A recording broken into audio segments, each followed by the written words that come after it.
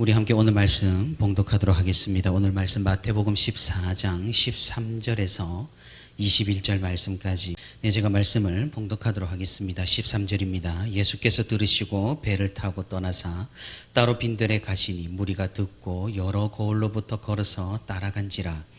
예수께서 나오사 큰 무리를 보시고 불쌍히 여기사 그 중에 있는 병자를 고쳐주시니라.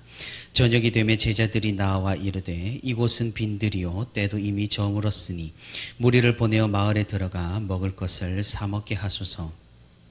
예수께서 이르시되 갈 것 없다. 너희가 먹을 것을 주라. 제자들이 이르되 여기 우리에게 있는 것은 떡 5개와 물고기 2마리 뿐이니이다.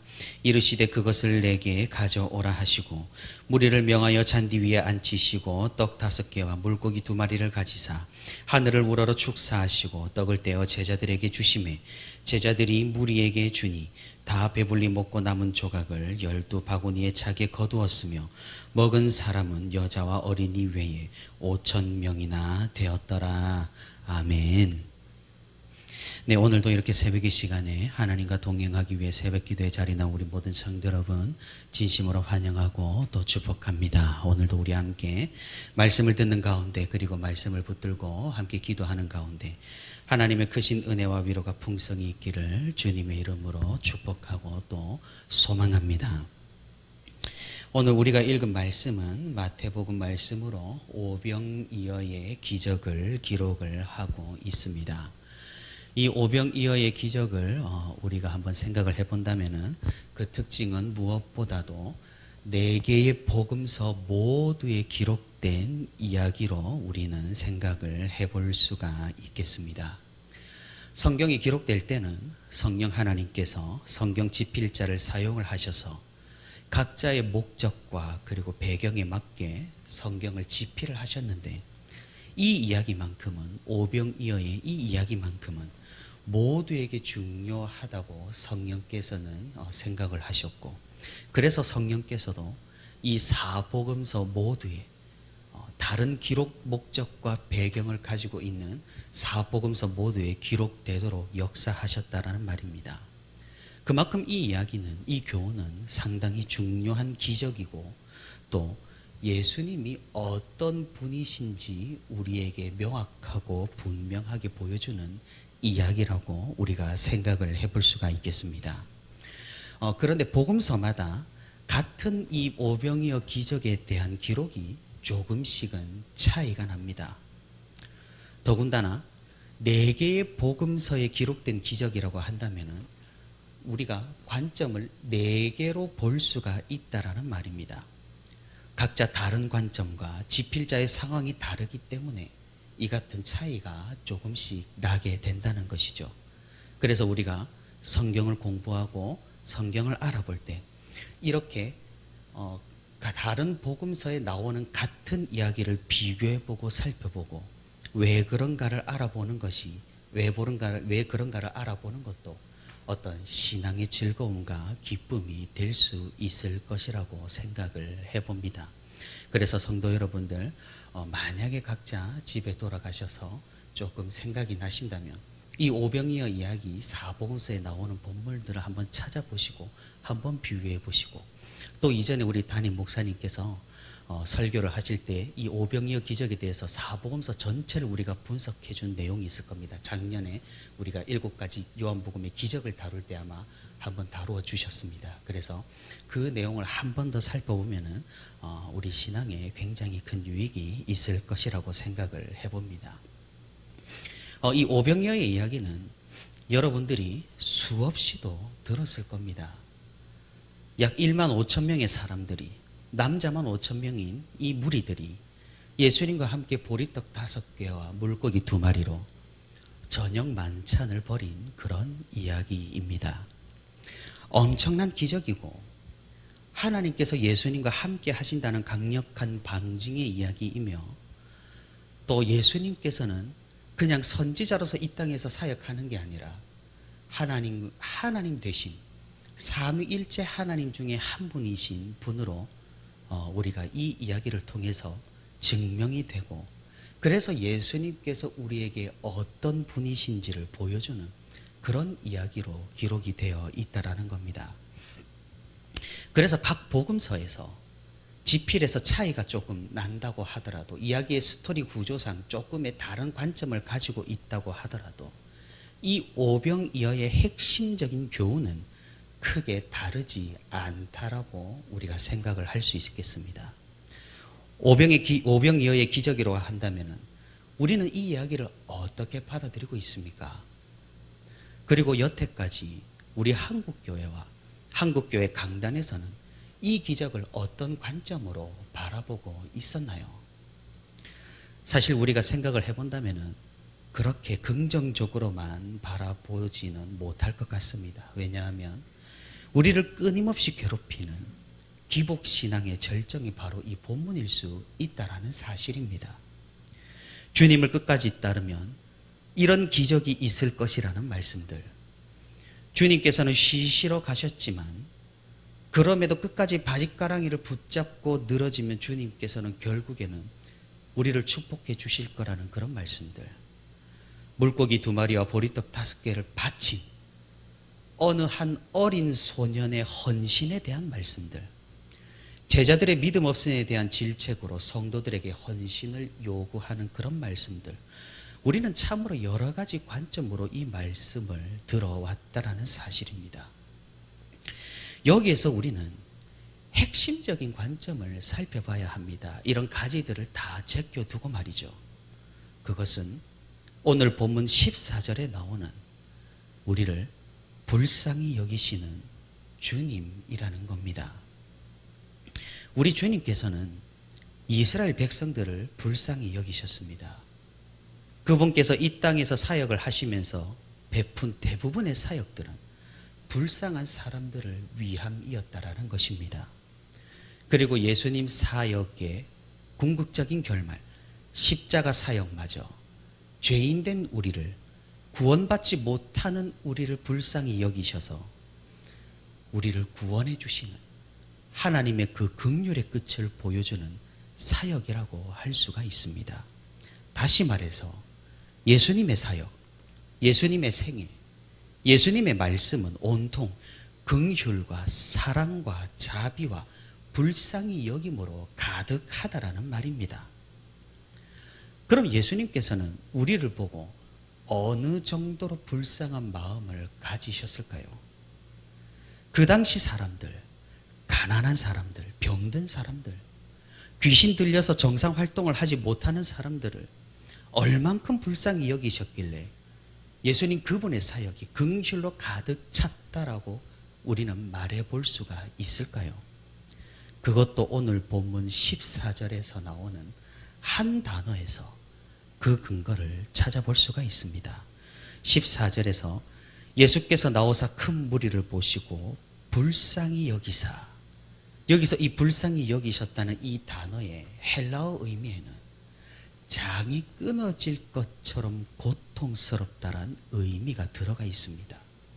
얼마큼 불쌍히 여기셨다는 말입니까?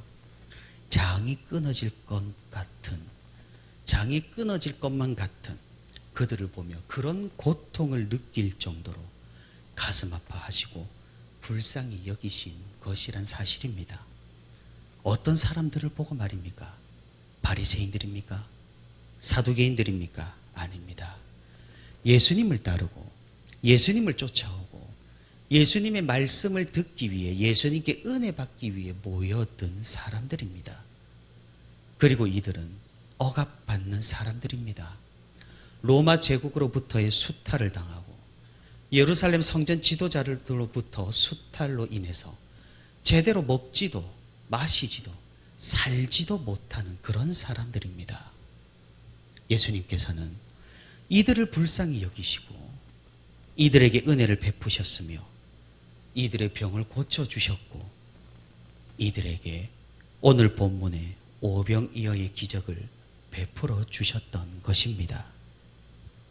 우리는 오늘 이 본문을 통하여서 핵심적으로 봐야 하는 사실은, 그런 관점은 우리를 불쌍히 여겨주시는 주님을 발견할 수 있어야 한다는 겁니다.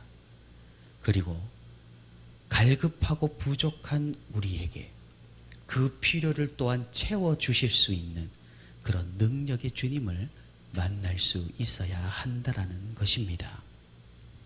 그럼 이제 우리에게 이런 질문이 생길 수 있습니다. 그럼 과연 우리는 불쌍한 존재인가? 나는 정말로 불쌍한 존재인가? 내가 불쌍한 존재가 되려면 어떻게 해야 하겠는가? 예수님께서는 보여주셨듯이 가난하고 어렵고 힘들고 갈급한 사람을 불쌍히 여기셨지 바리새인과 사두개인을 불쌍히 여기시지 않으셨다는 사실을 우리는 한번 기억을 해봐야 할 겁니다. 교만한 사람들이 불쌍한 존재입니까? 물론 그렇습니다. 교만을 깨닫지 못한 사람은 정말 안타까운 사람입니다. 하지만 하나님께서는 교만과 함께 하지 않으신다는 사실을 우리는 기억을 해야 합니다. 예수님께서도 교만한 지도자들과는 대척하셨다는 사실을 기억해야 한다는 말입니다. 다시 말해서 우리가 교회의 지도자가 아니라고 할지라도 예수님에 대해서, 하나님에 대해서, 신앙과 믿음에 대해서 교만하다고 한다면 그것은 하나님과 대립하는 관계가 될 수 있다는 말입니다. 우리 주위에도 마찬가지입니다. 교만하고 우쭐한 사람을 보고 우리는 불쌍하다라고 생각을 할 수가 있던가요? 주로 그렇지 않습니다. 오히려 겸손하고 자신을 낮추는 사람을 보고 우리는 긍휼한 마음이 생기고 안타까운 마음이 생기는 것입니다. 마찬가지죠.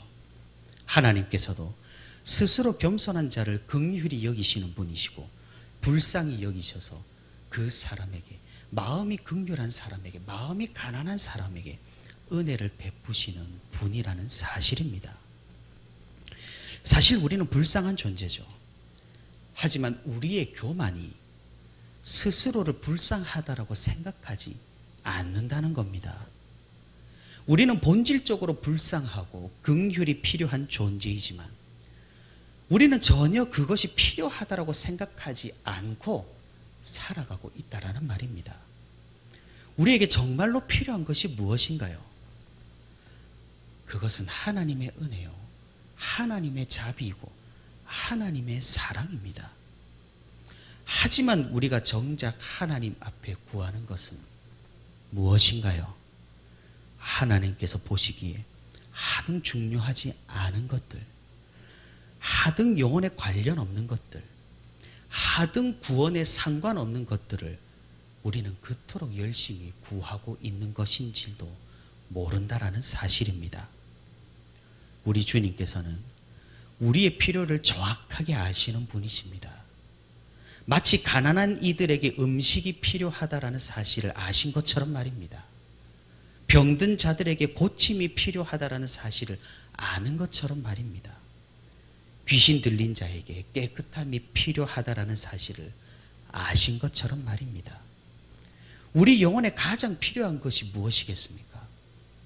그리고 우리가 스스로 긍휼을 받을 만한 겸손한 사람이겠습니까? 우리가 한번 심도 있게 고민을 해봐야 하는 그런 문제입니다. 사랑하는 성도 여러분, 우리가 이렇게 기도할 수 있고 이런 믿음을 가질 수 있고 이런 신앙생활을 할 수 있기를 바랍니다. 하나님, 나를 불쌍히 여겨달라고 말입니다. 스스로 파멸로 가는지도 깨닫지 못하는 나를 제발 긍휼히 여겨달라고, 이 교만한 자, 이 완악한 자를 주님께서 그냥 두지 말아달라고, 지금 이 시간 내가 주님 앞에 겸손히 엎드리니 주님께서 우리를 긍휼히 여겨주시고 우리의 진정한 필요, 진실된 필요를 채워달라고 말입니다. 우리가 신앙생활 하면서 정말로 이런 마음으로 교회 앞에 또 하나님 앞에 설 수 있기를 바랍니다. 이것이 진정 하나님 앞에 두 손을 들고 무릎을 꿇는 그런 신앙인의 자세일 것입니다. 그리고 더 나아가서 재직원 세미나가 계속되고 있습니다. 그 재직원 세미나 가운데에서도 우리가 진정 우리의 필요를 깨닫고 하나님께 구할 것을 구하며 주신 소명과 사명을 감사히 받아들이고 이 세미나를 통하여서 믿음의 일진보를 이룰 수 있도록 우리가 주님께 구할 수 있기를 바랍니다. 기대가 없다면 아무것도 얻지를 못합니다. 우리 스스로 필요를 깨닫지 못한다면 하나님 앞에 아무것도 얻을 수가 없습니다. 우리가 진정 우리에게 필요한 것을 깨닫고 하나님 앞에 겸손히 나아갈 수 있기를 바랍니다. 그리하여서 우리 삶 가운데, 우리 존재 가운데 언제나 하나님의 사랑과 은혜가 넘치는 저와 우리 부천시민교회 모든 성도가 되기를 주님의 이름으로 소망합니다.